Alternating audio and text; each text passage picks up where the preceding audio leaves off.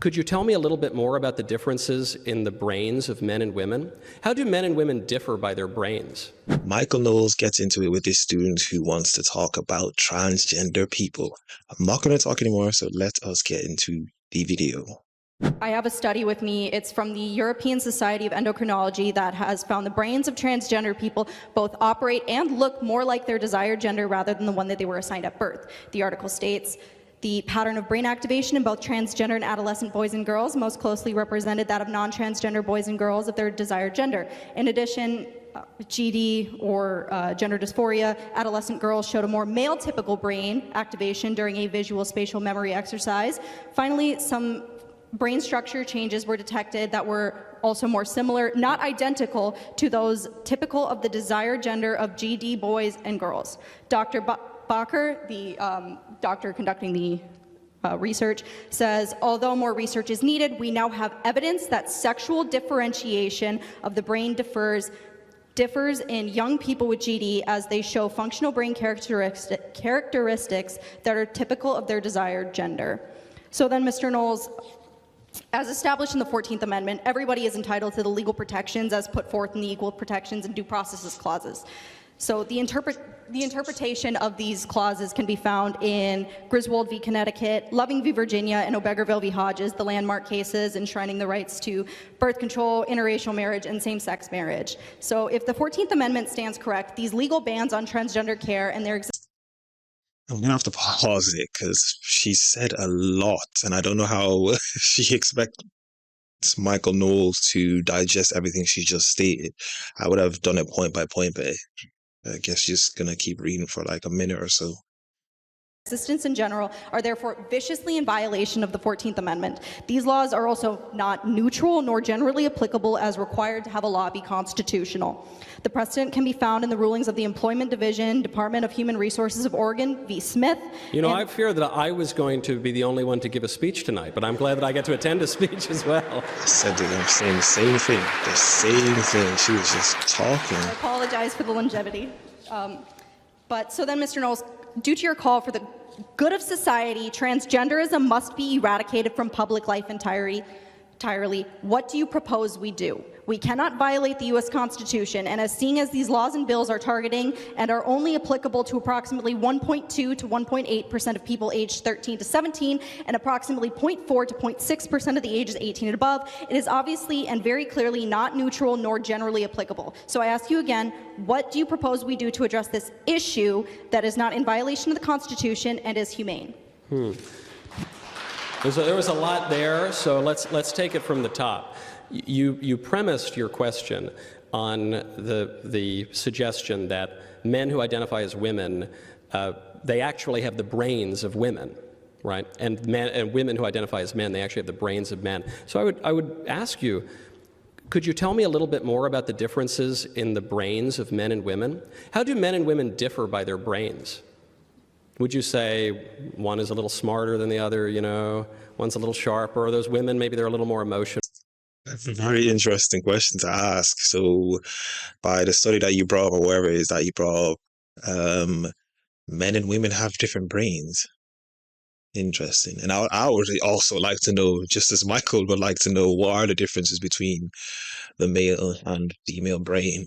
And how come there's only two types of brains that you brought up? Which is very interesting. But according to you people, there's a lot of genders. Men, they're a little better at you know, keeping a level head. What would you say is the difference between the male and the female brain? So some of the research that they've shown is different sizes of different portions of the brain. I don't have the actual facts in front of my face. I simply only have the actual findings of the research. I raise the question because I think you've unwittingly accepted a premise that is contrary to the liberal point of view and probably to a polite conversation, which is that men and women have these fundamentally different brains. And so if you're saying that men and women are distinct categories, and for that reason perhaps we ought to do away with some of the lies of the feminist movement and some of the lies of the homosexual rights movement, that's fine by me. But I think that these claims claims are a little bit dubious.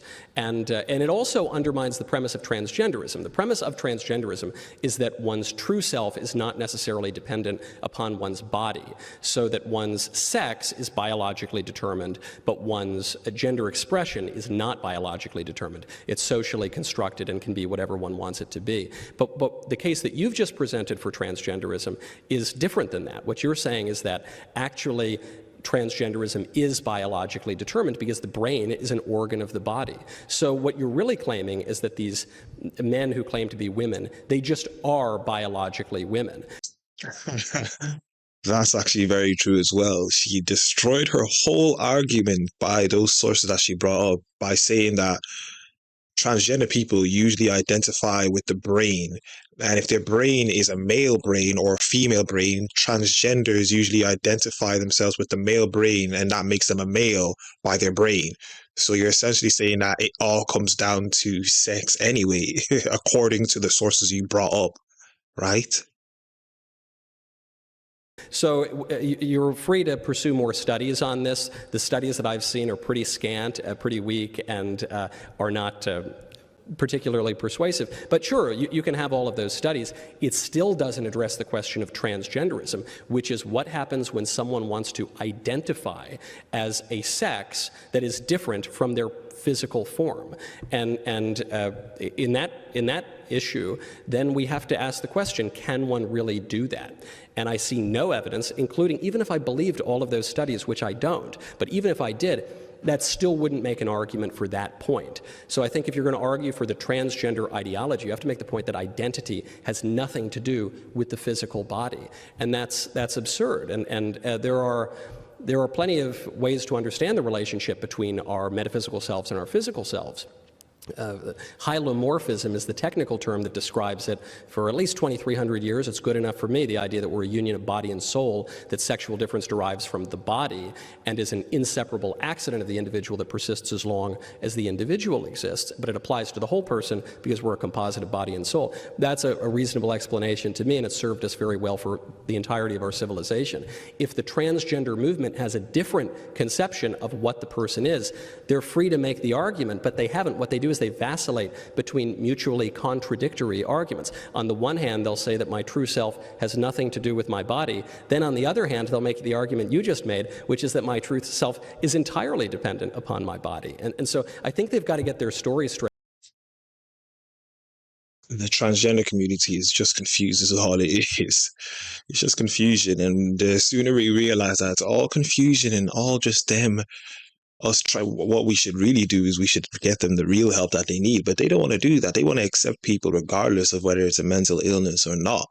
That's what we should start doing, looking into the mental illness and starting to try and to treat the mental illness and not accepting people because we don't want to be cancelled. They're accepting them because, you know, it's politically correct at that time to accept people who have a mental illness.